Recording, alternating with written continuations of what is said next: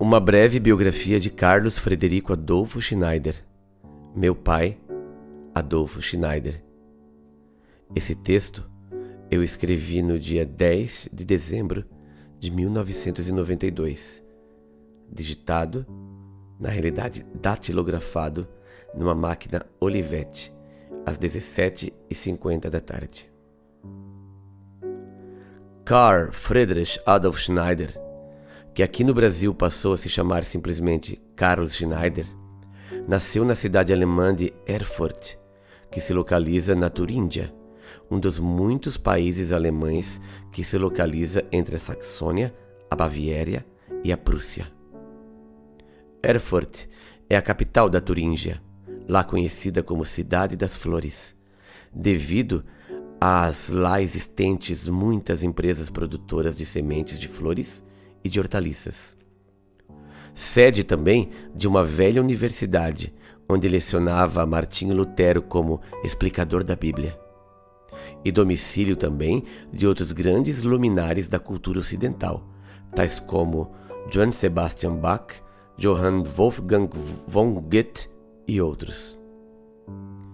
Carlos Schneider trabalhou, como moço, em diversas grandes empresas da sua terra natal, em ferragens e materiais de construção. Depois de casar em 1881, veio para o Brasil, diretamente para a colônia Dona Francisca, cuja sede era Joinville. E aqui fundou o seu estabelecimento comercial sob o nome de Casa do Aço, em alemão Der Stahlhof.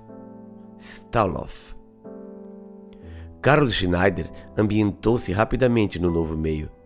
Conhecendo profundamente o ramo, importava da Alemanha ou da Inglaterra, depois também dos Estados Unidos, ferragens de Solingen e Hempstead, cimento, Portland em barricas, ferro em barras, chatas e redondas. Não haviam ainda fábricas de cimento no Brasil, nem usinas siderúrgicas que produzissem chapas ou barras de ferro. Também o arame farpado era importado e foi Carlos Schneider, a imprensa local, o Kolonie Zeitung, que veio para explicar a novidade, para cercar os pastos que até então eram cercados plantando espinheiros, o que nem sempre resolvia. Assim, Carlos Schneider foi um instrutor no sul do Brasil, ou introdutor na realidade, do arame farpado para as fazendas de criação de gado. Olha que inovação que meu pai fez. Conhecia Carlos Schneider de sua terra natal todo tipo de flores e de hortaliças, das quais ele trouxera quantidade de sementes quando veio para Joinville, em novembro de 1881. Já em fevereiro de 1882, a Kolonie Zeitung, ou Jornal da Colônia, trazia anúncios dando seu endereço para a compra dessas sementes. Cada ano, Carlos Schneider importava de Erfurt um latão de sementes, que vendia com facilidade em pequenos cartuchos de 5 e de 10 gramas. Os alemães, que aqui moravam e eram quase todos alemães, adoravam flores e assim, como 3 anos depois o Conde de veio visitar as terras do seu tio, o príncipe de Joinville, encontrou grande quantidade de flores europeias nos canteiros, que os alemães faziam e plantavam diante das suas casas de enxaimel. O Conde de ficou entusiasmado e chamou Joinville a Cidade das Flores. Isto em 1884. Assim, Carlos Schneider contribuiu, mesmo sem querer, para que Joinville conquistasse o seu epíteto por demais honroso de Cidade das Flores, o seu primeiro epíteto. Andando por aí, em visita aos seus clientes, lojas menores e profissionais, marceneiros, sapateiros, alfaiates, etc., notou imediatamente certas falhas e passou a importar também moendas de cana-de-açúcar de ferro fundido, e porque essas visitas aos seus clientes, especialmente no verão, eram cansativas, importou uma bicicleta, a primeira que ele mesmo usava para demonstrar o seu uso ao público em geral e, lógico, para poder visitar clientes que moravam mais longe. Outros cidadãos gostaram da ideia e, como Joinville é uma cidade relativamente plana, o número de usuários dessa locomoção mais democrática deste mundo passou a aumentar sempre mais, e mesmo importadas da Alemanha e de outros países industriais, não demorou que para cada 2 habitantes da cidade havia uma bicicleta. Assim, a ideia de Carlos Schneider de importar a primeira bicicleta frutificou de tal maneira que Joinville conquistou mais um título, o seu segundo epíteto, o de Cidade das Bicicletas. Observando, em suas andanças pela colônia, notou que ninguém estava se dedicando à criação de abelhas e foi novamente à imprensa e publicou diversos artigos da sua lavra, animando para a criação de abelhas, importando livros em alemão que ensinavam essa atividade que dizia era muito lucrativa, comprometendo-se a adquirir toda e qualquer quantidade, seja de mel, seja de cera de abelha. E como pouco tempo depois se realizou em Berlim uma grande exposição colonial internacional, isto em 1887, Carlos Schneider encaminhou para lá amostras de mel e de cera de abelhas produzidas aqui, na colônia Dona Francisca, e ganhou diploma de honra e medalha de ouro. Meu pai era incrível. Fato este que representou para o mesmo um incentivo poderoso que o levou a participar sempre de exposições, sejam municipais, estaduais, nacionais ou mesmo estrangeiras, como por exemplo a de St. Louis em 1904 nos Estados Unidos, onde recebeu diploma e medalha de prata.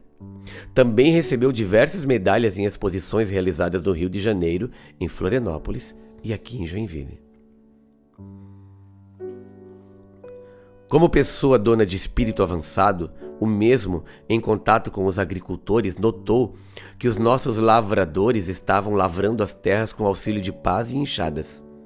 Resolveu então mandar vir da Alemanha os célebres arados de aivecas da marca Rudsack, pintados de vermelho, que chegavam já montados em grandes caixas.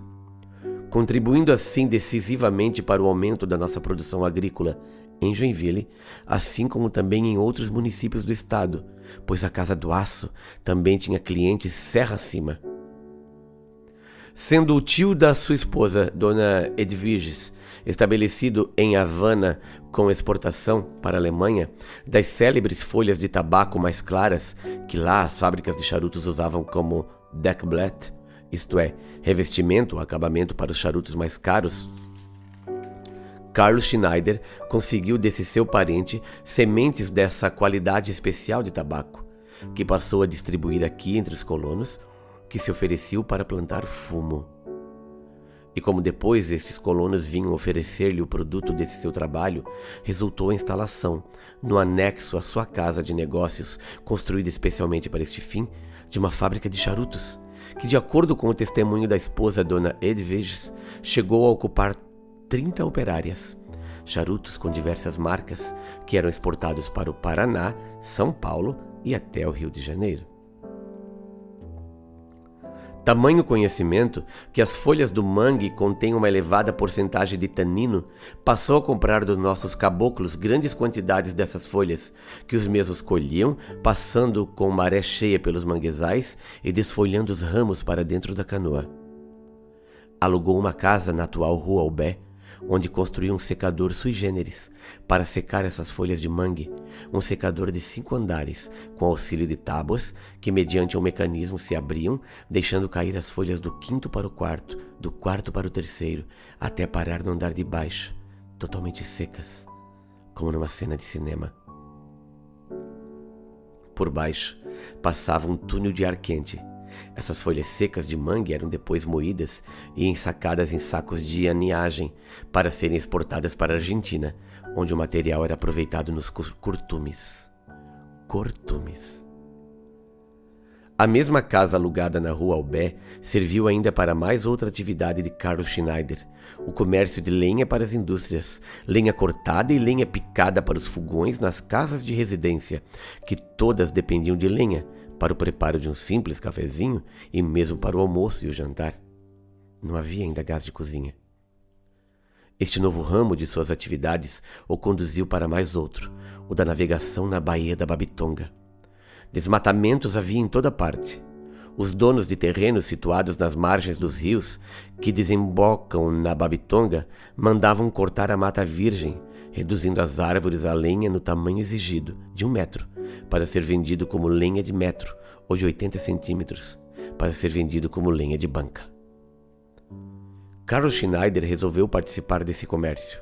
Adquiriu diversas embarcações e baleeiras, contratou pessoal e mandava buscar a lenha que os lenhadores empilhavam na margem dos rios.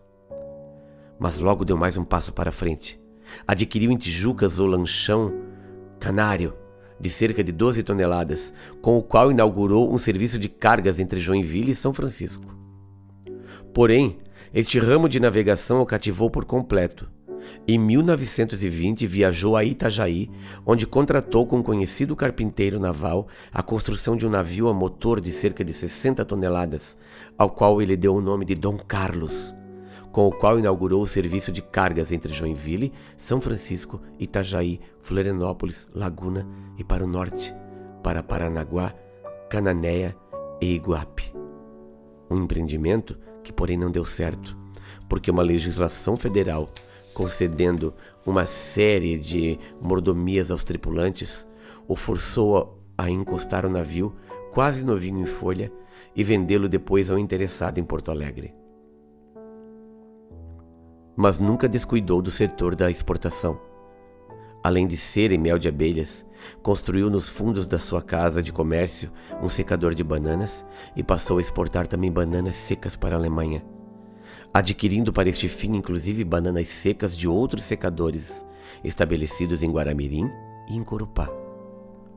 Como um incêndio havia destruído a casa alugada na Rua Albé, onde estava o secador de folhas de mangue, Carlos Schneider teve uma ideia nova.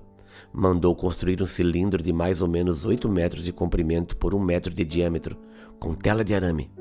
Esse cilindro foi montado em posição oblíqua à portinhola, onde eram despejadas as folhas verdes de mangue em nível mais elevado.